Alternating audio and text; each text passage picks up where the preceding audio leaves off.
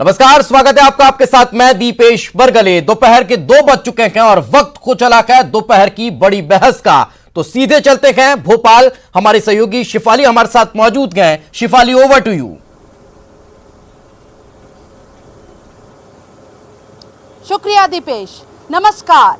दोपहर की बड़ी बहस का बड़ा सवाल, वोट बैंक की तरह इस्तेमाल होता रहा नौजवान आखिर कब सियासी दलों की फिक्र बनेगा। आज 2 तस्वीरें हैं सामने, भिंड और भोपाल की, जहां पर नौजवान रोजगार की मांग को लेकर सड़कों पर उतरे थे, लेकिन उनके इस आंदोलन पर भी सियासी रंग चढ़ गया। भिंड में आंदोलन के दौरान ही कांग्रेस और बीजेपी कार्यकर्ता आपस में भिड़ गए। भोपाल में बिना अनुमति के प्रदर्शन कर रहे नौजवानों पर जब लाठीचार्ज हुआ तो पूरे आंदोलन की कमान कांग्रेस के नेताओं ने अपने हाथ में ले ली। दिसंबर 2019 कमलनाथ सरकार के दौर का आंकड़ा है और कमलनाथ सरकार ने ये आंकड़ा पेश किया था और ये बताया था कि 1 साल के भीतर शिक्षित बेरोजगारों की संख्या मध्य प्रदेश में 7 लाख से 28 लाख तक पहुंच गई है, यानी सीधे चौगुनी। पिछले 8 महीनों में जिस तरह से लॉकडाउन हुआ, आर्थिक मंदी के हालात बने, जाहिर है ये आंकड़ा और बढ़ा होगा।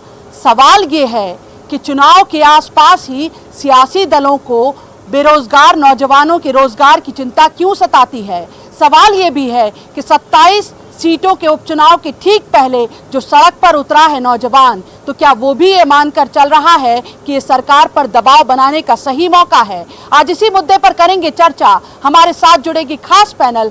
पहले आप ये रिपोर्ट देखिए।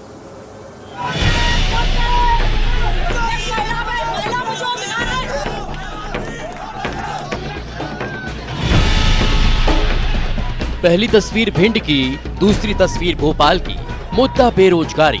सड़क पर नौजवान। बेरोजगार सेना और कांग्रेस के बैनर पर सड़क पर उतरे नौजवानों की मांग, पुलिस भर्ती शुरू की जाए, रोजगार के नए दरवाजे खोले सरकार। मांग जायज है, लेकिन क्या ये मांग मौका देखकर उठाई गई है? क्या गर्म लोहे पर चोट है? कोरोना संक्रमण के बीच भी ये प्रदर्शन क्या केवल इसलिए कि 27 सीटों के मद्देनजर दबाव बनाने का ये सही मौका है? हालांकि भोपाल में प्रशासन की अनुमति के बगैर सड़क पर उतरे युवाओं को पुलिस ने खदेड़ दिया। कांग्रेस आरोप लगा रही है कि ये नौजवानों की आवाज दबाने की कोशिश है। समय लिया था इसका, उसके बाद उन पे लाठीचार्ज हुआ। यहाँ दिग्विजय सिंह जी भी अभी आए थे और लाठीचार्ज करके उनको घायल कर दिया और उनको गिरफ्तार किया है। हमारी मांग है इनको तुरंत रिहा किया जाए और मैं लाठीचार्ज की निंदा करता हूँ।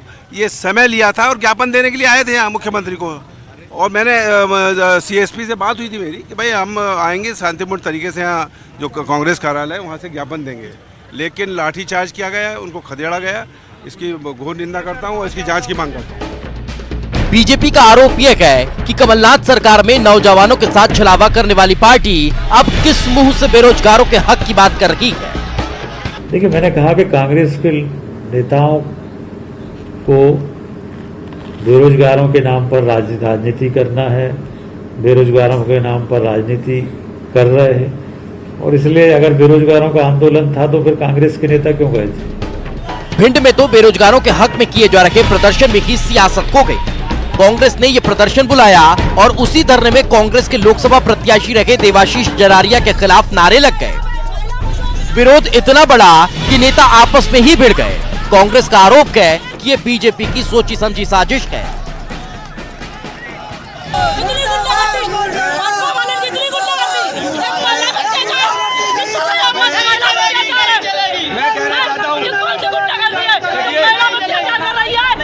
चार दिसंबर 2019 का आंकड़ा, जिसे खुद कमलनाथ सरकार ने विधानसभा में पेश किया था, इस आंकड़े के हिसाब से प्रदेश में 1 साल के भीतर 4 गुना बढ़ गए हैं शिक्षित बेरोजगार। रोजगार कार्यालय में फिलहाल जो पंजीयन की स्थिति है, उसमें 2020 में 2,49,256 शिक्षित बेरोजगारों ने पंजीयन कराया है, जिसमें 1,94,160 शिक्षित बेरोजगार मध्य प्रदेश के हैं और करीब 55,000 शिक्षित बेरोजगार मध्य प्रदेश के बाहर से। अब सवाल ये है कि वोट बैंक की तरह इस्तेमाल किए जाते रहे यूथ वोटर की चिंता सत्ता में रहते सियासी दल क्यों नहीं कर पाते। भिंड में अनिल शर्मा और भोपाल में पूजा माथुर के साथ ब्यूरो रिपोर्ट, न्यूज़ 18। तो इस चर्चा में हमारे साथ जुड़े हैं दो बेहद खास मेहमान। पिछड़ा वर्ग आयोग के अध्यक्ष जेपी धनोपिया जी हमारे साथ हैं और साथ में जुड़े हैं पूर्व विधायक बीजेपी के शंकरलाल तिवारी जी।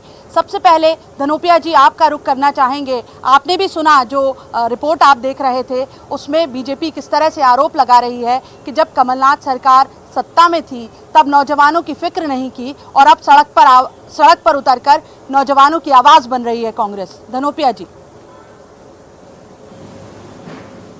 शेफाली जी, वास्तविकता ये है कि जो घटनाक्रम सामने दिख रहा है, अभी आपके ही चैनल पे दिखाया जा रहा है कि जो छात्र हैं, जो बेरोजगार हैं, जिन्होंने पुलिस भर्ती के लिए आवेदन दिए हुए हैं, जो आयु की मांग बढ़ाने के बारे में पहले जो आश्वासन मिलने के बाद पूरी न होने पर अपना ज्ञापन देना चाहते हैं मुख्यमंत्री जी को, उसके लिए बाकायदा समय दिया गया।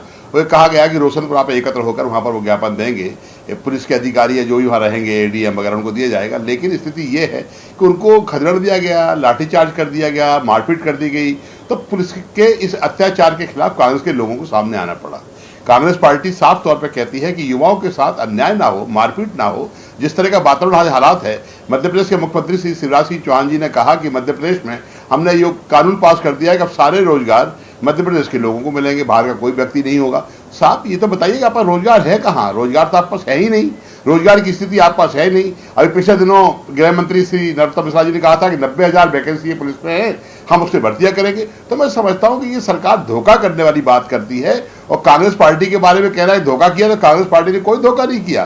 कांग्रेस पार्टी को जितना समय मिला उसके अंदर दिसंबर 19 में आपका विधानसभा में रिकॉर्ड है, 34,000 युवाओं को रोजगार दिया गया है। और इसके बाद में कमलनाथ जी ने सारे जो प्राइवेट इंडस्ट्रीज है उनके लिए भी रोजगार की व्यवस्था की है। सारे लोगों को 70% युवाओं को रोजगार देने की बात की गई थी। सारी चीज सामने होने के बावजूद भी मध्य प्रदेश पे आज हालात है, रोजगार है नहीं, रोजगार देने की बात करते हैं तो युवा में आक्रोश तो आएगा ही ना। उनके ज्ञापन लेने में आपको आपत्ति क्या है? बात तो करें।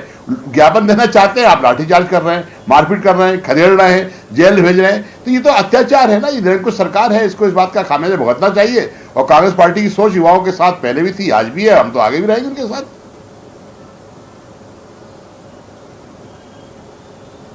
बिल्कुल, शंकरलाल तिवारी जी से जवाब ले लेते हैं। आपने सुना धनोपिया जी को। तिवारी जी वो कह रहे हैं कि अभी अभी शिवराज सरकार ने ऐलान किया था कि मध्य प्रदेश में सरकारी नौकरियां जो हैं वो मध्य प्रदेश के ही नौजवानों को दी जाएंगी, लेकिन नौजवान भी ये सवाल पूछ रहा है कि आखिर नौकरी मिलेगी कब? और कांग्रेस का भी कमोबेश यही आरोप है। माना कि बेरोजगारी एक बड़ा सवाल है, माना कि कोरोना के कारण ये और भी चरम पर पहुंची है, पर इसके बाद प्रदेश की सरकार ने निरंतर इन परिस्थितियों में सुधार लाने के लिए एक एक क्रमबद्ध प्रयास किए। प्रवासी मजदूरों के लिए आयोग बनाया और उस आयोग के माध्यम से तो कुशल श्रमिक हैं जो किसी विशेष प्रकार के ट्रेड में काम करते थे और उनको ट्रेड परिस्थिति को छोड़ करके अपने यहाँ चले आए, उनकी अलग पूरी जांच करके, उनकी परख करके, उनके योग्य काम देने के लिए जगह जगह मेले लग रहे हैं, जगह जगह प्रयास हो रहे हैं और लोगों को काम पे ले जा रहे हैं। सच ये है कि कुछ जिलों से तो मजदूर खुद पुनः लौट करके गुजरात और महाराष्ट्र गए हैं और अभी वर्तमान में जा रहे हैं। रोजगार की जहाँ तक स्थिति है, जो रोजगार लॉकडाउन के कारण प्रभावित हुआ था, गरीबों का, छोटे लोगों का, कुंता वाला, ठेला वाला और सब्जी वाला, इनको 10-10 हजार रुपए देने की बात आपको मालूम है, सबको मालूम है कि की जा रही है।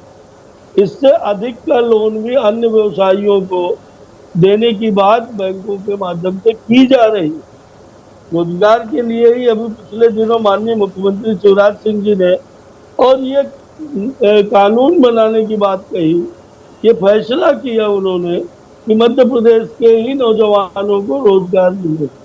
नौजवानों का नाम लेकर के, नौजवानों को आगे करके और शिखंडी की तरह पीछे से चुनावी राजनीति करना, चुनावी दृष्टि से सवाल को लेकर के और अपनी छाया दिखा के सवाल को भी भोतरा करना, ये कांग्रेस बीजेपी का विषय नहीं। रोजगार वर्तमान समय में मानव का सबसे आवश्यक कार्य है और इसके लिए प्रदेश सरकार ने गांवों में लाखों लाख प्रवासी मजदूरों को भी और स्थानीय लोगों को भी जो अन्य काम से छूटे थे। बिल्कुल उनको तिवारी जी सवाल वही है, सवाल वही है। आप मजदूरों का जिक्र कर रहे हैं, लेकिन बड़ी चिंता शिक्षित बेरोजगारों की भी है। पिछले 8 महीने में 2 लाख के करीब जो है रोजगार निर्माण कार्यालय में नए रजिस्ट्रेशन हुए हैं शिक्षित बेरोजगारों की। बड़ी चिंता और नौजवानों की भी है जो शिक्षित हैं लेकिन रोजगार नहीं मिल पा रहा उनको। मैंने शुरू में कहा है कि मैंने माना कि बेरोजगारी अहम सवाल है और सरकार अपने स्तर पर अपने प्रयासों के माध्यम से इस सवाल पर प्रयास कर रही है और उसके परिणाम भी आपको देखने को मिलेंगे। मनरेगा के माध्यम से मैंने जो चर्चा की, बाद में की थी, पहले मैंने यही कहा था कि कुशल श्रमिकों का और कुशल श्रमिक तैयार करने के लिए भी, कुशल श्रमिकों की दृष्टि से, और इसके अलावा जो जिस ट्रेड में काम छोड़ के आए उनको उस जगह काम उस टाइप का मिले, इसके भरपूर प्रयास हुए हैं। लाखों लोगों को मनरेगा से ग्रामीण अंचल में काम मिला है और हजारों लोगों को अन्य कंपनियों में अन्य स्थानों पर भरा गया है। अभी कहा गया आदरणीय शर्मा जी के द्वारा कि नौकरियां हैं कहाँ, समस्या है शर्मा जी। और कांग्रेस के 15 महीने के कार्यकाल में धनोपिया जी हैं तिवारी जी, करेक्ट कर लीजिए आप, धनोपिया जी जुड़े हुए हैं आपके साथ। क्षमा करिएगा धनोपिया जी ने कहा कि नौकरियां हैं कहाँ। बिल्कुल ठीक कह रहे हैं आप, ये संकट है कि जितनी जरूरत है उतनी नहीं है, पर नौकरियां 15 साल में भी हमने दी हैं। और जो 500 रुपए में मास्टर भर्ती हुए थे उनको सही में गुरुजी बनाने का और शिक्षक बनाने का सम्मान और वेतन दोनों दिया है। सवाल ये नहीं है, सवाल इस बात का है कि 15 महीने में एक भी नौकरी की विज्ञप्ति शासकीय नौकरी की निकली हो, जरा सा बताइए। आपने कहा था 4000 रुपए बेरोजगारी का भत्ता देंगे, इधर उधर की तूने बात कर बता कि नौजवानों का कारवां क्यों लूटा, कितने लोगों को आपने दिया। आप कह रहे हो हमने 34,000 रोजगार दिया। इस मजाक को, इस जोक को कोई सुनने को तैयार है? जबरदस्ती का कर्जा माफ कर दिया, 34,000 को। तिवारी जी धनोपिया जी का जवाब ले लेते हैं, तिवारी जी धनोपिया जी का जवाब ले लेते हैं। ये सवाल बार बार खड़ा होता है धनोपिया जी, क्योंकि वचन पत्र में ये वादा था, स्टाइफंड देने का वादा था, लेकिन वो योजना बंद कर दी गई आखिर। तो ये एक छलावा हुआ है कांग्रेस की सरकार में, ऐसा लगातार बीजेपी आरोप लगाती रही है। नहीं सैफाली जी, देखिए शंकरलाल तिवारी जी बहुत वरिष्ठ भाजपा नेता है, स्वयं 4-5 बार विधायक रहे हुए हैं और विधानसभा की कार्रवाइयों के बारे में ये कहना कि सब बकवास है, कोरा मतलब बोगस है, ये उचित नहीं है। विधानसभा के रिकॉर्ड पर है 4 दिसंबर 2019 को देख लीजिए आप, 34,000 का रिकॉर्ड वहाँ पर है कि किन किन डिपार्टमेंट में कहाँ किस तरह नौकरियाँ लोगों को उपलब्ध कराई गई हैं। मैं फिर आपसे कहना चाहता हूँ कि आज मध्य प्रदेश के अंदर करीब 45 लाख युवा बेरोजगार हैं। उनके भविष्य के बारे में चिंता करने के बारे में ये कहना है कि हम रोजगार यहाँ के लोगों को देंगे, उसकी बजाय आप डिपार्टमेंट बताइए ना कहाँ नौकरियाँ हैं, किस तरह की हैं। जहाँ तक हमारा जो वचन पत्र में था कि 4,000 से 5,000 देने वाली बात शुरुआत हो रही है। निश्चित रूप से हमने मनरेगा के माध्यम से युवाओं को 19 करोड़ रुपए के रोजगार दिलवाए थे लोगों को। ऐसा नहीं है कि रोजगार नहीं मिले, लेकिन सवाल यह है कि सरकार चली नहीं। 8 महीने 9 महीने काम करने का मुश्किल से मौका मिला, आप लोगों ने षड्यंत्र करके सरकार गिरा दी। आज आप करेगा आपने वो किया। 15 साल इससे पहले एक लंबा अरसा होता है। 15 साल में आपने युवाओं के लिए कितनी रोजगार दी है, कितनी आपने घटनाओं दी। हमेशा युवाओं पर लाठीचार्ज होते रहे, पटवारियों पर होते रहे, गुरुजियों पर होते रहे, किसानों पर होते रहे, छात्रों पर होते रहे, बेरोजगारों पर होते रहे।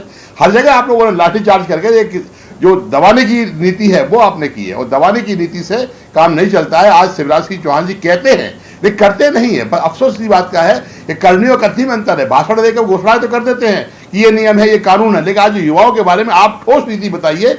मैं आपसे पूछता हूं आदरणीय शंकरलाल जी, आप बहुत जिम्मेदार पदाधिकारी हैं, क्या आज भाजपा सरकार इस बात की पोजीशन में है कि डिक्लेयर कर सकती है कि मध्य प्रदेश में कितने पद खाली पड़े हैं और कब तक इनकी पूर्ति हो पाएगी?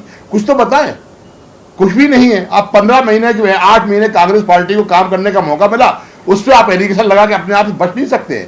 जनता जानती है, मध्य प्रदेश का युवा जानता है कि इस प्रदेश का जिम्मेदार व्यक्ति को मजावड़ा किसके पीरियड में रहा है। 15 साल एक लंबा अरसा होता है और आज 6 महीने हो गए सरकार को। 6 महीने में अभी आपने कहा मेले लगे रोजगार के, आदरणीय शंकर लाल जी, एक आध मेरे का जाम बता दीजिए कहां पे लगा। अभी आपने कहा हम 10-10 हजार रुपए लोगों को दे रहे हैं, ठेले वालों को, सब्जी वालों को, बैंक में कार्रवाई हो रही है, पैसे नहीं मिले हैं अभी लोगों को।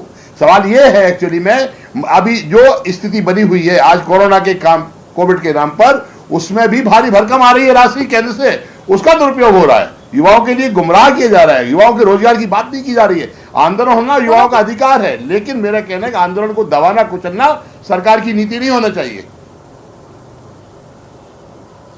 धनोपिया जी, जवाब ले लेते हैं तिवारी जी से। कांग्रेस ये कह रही है 1800 पद पटवारियों के अभी भी खाली पड़े हुए हैं और बात निकलेगी तो उन संविदा कर्मचारियों तक भी जाएगी जिनकी वजह से सत्ता पलट मध्य प्रदेश में हुआ। आप याद कर रहे होंगे तिवारी जी वो बयान सिंधिया जी का कि उन्होंने कहा था कि आपके आंदोलन के लिए मैं सड़क पर उतर आऊंगा। उन संविदा कर्मियों का भी नियमितीकरण अभी तक नहीं हुआ है। तो जो शिक्षित बेरोजगार हैं वो तो है ही, चुनौती ये सारे कर्मचारी भी हैं। पटवारियों के, जैसा मैंने कहा, 1800 पद पहले से खाली है, कई सारे संविदा कर्मचारी हैं जो नियमित होने की मांग कर रहे हैं। इसके अलावा पुलिस की भर्ती कब होगी ये भी इंतजार किया जा रहा है। शंकर लाल तिवारी जी से हमारा संपर्क टूट गया है, हालांकि हम जवाब लेना चाह रहे थे इसी मुद्दे पर, लेकिन धनोपिया जी आप पर ही आएंगे। संविदा कर्मचारियों की मांग जो है वो तो जब 2018 का विधानसभा चुनाव का माहौल बना था तब से ही शुरू हो गई थी। तब भी उनको ये वादा दिया गया था, ये आपने अपने वचन पत्र में भी कहा था। उनके साथ तो दोनों ही दलों ने छलावा किया है। बिल्कुल आपने सही कहा है कि जो संविदा श्रमिक थे, जो अतिथि शिक्षक थे, उनके मामले में उनके जो एक पुनर्मूल्यांकन की स्थिति होती थी, जैसे जैसे उनका सत्यापन होता गया वैसे वैसे उनको रोजगार उपलब्ध कराने के प्रयास किए गए। लेकिन राजनीतिक गतिविधियों ने जिस तेजी से अपने आप में एक महत्व बनाया, आदरणीय ज्योतिरादित्य सिंधिया जी ने कहा कि इनके साथ अगर इनको रोजगार नहीं मिला, इनको न्याय नहीं मिला तो इनके लिए लड़ाई लड़ने सड़क पे आऊंगा। वो बहाना लेकर वो सड़क पे चले गए, सरकार को उन्होंने गिरवा दिया, भारतीय जनता पार्टी ने षड्यंत्र कर लिया। अब सवाल ये उठता है आपने अगर कोई काम किया है तो आपकी पूर्ति करना चाहिए ना। मैं तो कहता हूँ किसानों कर्जे की बात होती है बार बार, किसानों कर्जे की भी जो बचे हुए किसान है वो कर्जे आप माफ करिए, हम भी तो कर ही रहे थे ना। तो मेरा कहना है जो काम हम नहीं कर पाए वो आप पूरा करिए और फिर कहिए देखिए ये कांग्रेस ने कहा था नहीं कर पाए, हमने पूरा कर दिया। एक काम तो आप आगे करिए, एक तो ऐसा कोई काम बताइए, चाहे युवाओं के बारे में हो, सभ्य को हो, चाहे अभी आपके बेरोजगार छात्रों के बारे में हो, पुलिसकर्मियों के बारे में। शंकर लाल तिवारी जी हमारे साथ जुड़ गए हैं, जवाब ले लेते हैं। धनोपिया जी, शंकर लाल तिवारी जी हमारे साथ जुड़ गए हैं। तिवारी जी, तकनीकी दिक्कत से आप जुड़ नहीं पाए थे। मुद्दा ये था कि जब शिक्षित बेरोजगारों की बात आएगी, पहले से जो सरकार में पद खाली पड़े हुए हैं, 1800 पटवारी के पद खाली पड़े हुए हैं, इसके अलावा संविदा कर्मचारी भी हैं, वो लंबे समय से नियमित होने की मांग कर रहे हैं। बात निकलेगी तो उन तक भी पहुंचेगी। आखिर जो पद खाली है उनको तो भरा जा सकता है, ये कांग्रेस सवाल उठा रही है। चलिए, अभी शर्मा जी कह रहे थे कि नौकरियां हैं कहाँ। अब कम से कम अपन तीनों ने इस बहस में ये ढूंढ लिया। आप बार बार नाम भूल जा रहे हैं तिवारी जी। धनोपिया जी, धनोपिया जी, तिवारी जी, मैं पिछड़े वर्ग का आदमी हूँ भाई, क्यों मुझे आप अपने में शामिल करना चाह रहे हो? अच्छा नहीं, मैं पिछड़े वर्ग का आदमी भैया, धनोपिया हूँ मैं। आप क्यों अपने उसमें शामिल कर रहे हो मेरे को? साहब गरीब लोग हैं, पिछड़े वर्ग के लोग हैं, समाज में पीड़ित हैं, शोषित हैं हम लोग। आप लोगों के अन्याय के कारण हम लोग बहुत दुखी और परेशान लोग हैं। कहाँ आप सरबाजी बना रहे हैं मेरे को? मैंने ये कहा, धनोपिया जी जवाब ले लेते हैं तिवारी जी का। धनोपिया जी ने कहा कि नौकरियां हैं कहाँ पिछले वक्तव्य में अपने। कम से कम अब अपन तीनों ने बहस करके और ये निकाल लिया कि इस विभाग में, इस विभाग में, इस विभाग में इतनी नौकरियां हैं।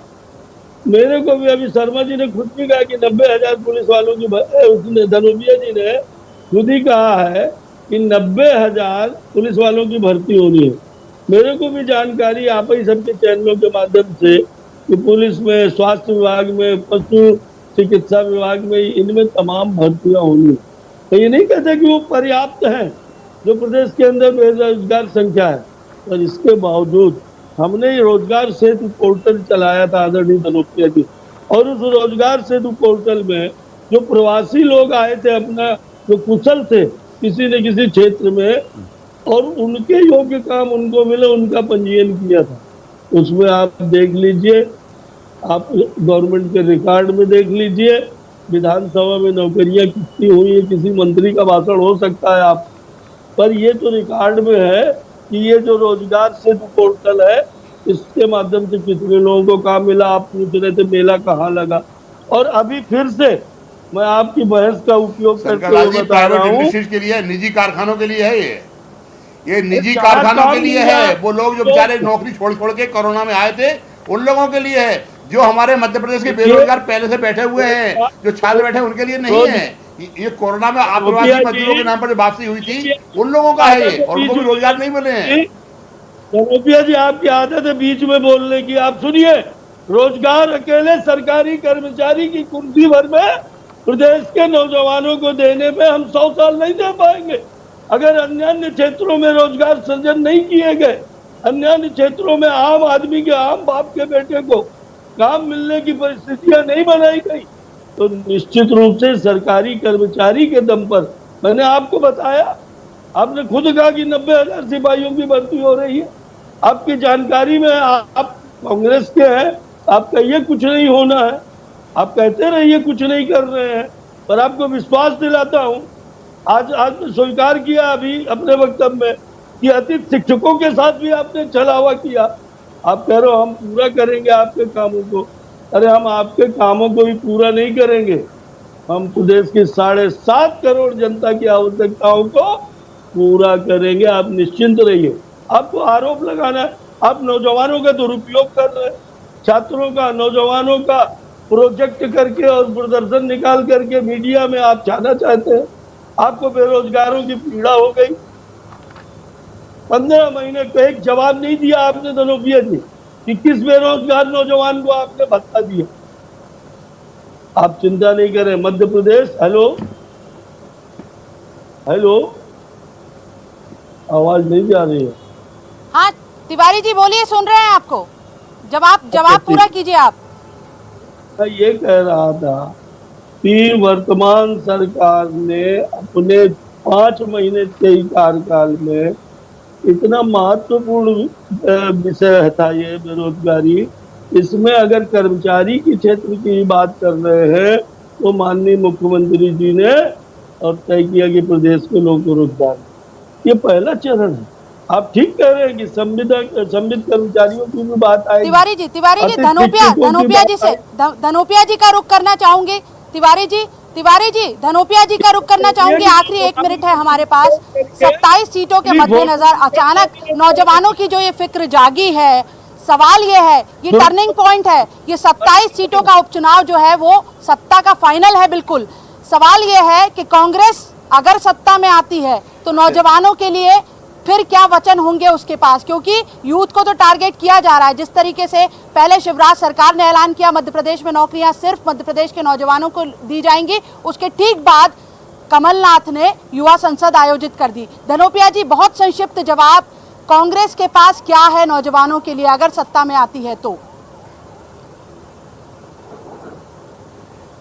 कमलनाथ जी की विकासशील सोच के परिणाम है कि पूरे देश में बड़े बड़े उद्योगपतियों को विदेशों से भी यहाँ पर लाकर स्थापित कराकर यहाँ के युवाओं को रोजगार दिलाने के लिए उन्होंने व्यवस्था की। उन्होंने सारे कार्यक्रमों का आयोजित करने का कार्य किया और युवाओं के लिए जो बातें अधूरी रह गई हैं वो पूरे करने के लिए, उनको रोजगार देने के लिए, रोजगार उन्मुख शिक्षा उपलब्ध कराने के लिए काम किए जाएंगे।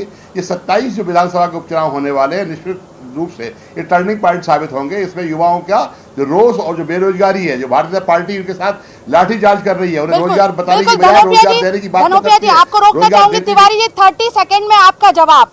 आपसे जानना चाहेंगे, हालांकि शिवराज सरकार ये ऐलान कर चुकी है कि मध्य प्रदेश में सरकारी नौकरियां प्रदेश के ही नौजवानों को मिलेंगी, पर बड़ा सवाल ये है कि जिस तरह से कर्जे में है सरकार, उस स्थिति में ये नौकरियां आएंगी कहां से? 30 सेकंड में आपका जवाब। मैं आपको एक आंकड़ा देना चाहता हूँ इसी 30 सेकंड के भीतर। 40,060 लोगों को रोजगार सेतु के माध्यम से, पोर्टल के माध्यम से रोजगार मिला है। इस आंकड़े का परीक्षण आदरणीय धनोपिया जी करा लेंगे। और 32,709 लोगों को ये रोजगार सेतु के माध्यम से नौकरी देने का आदेश प्राप्त हो चुका है। वो जहां तहां जाकर के काम करते। इनको आपत्ति है कि वो प्राइवेट कंपनियों में क्यों कर रहे हैं, प्राइवेट जगह में क्यों कर रहे हैं।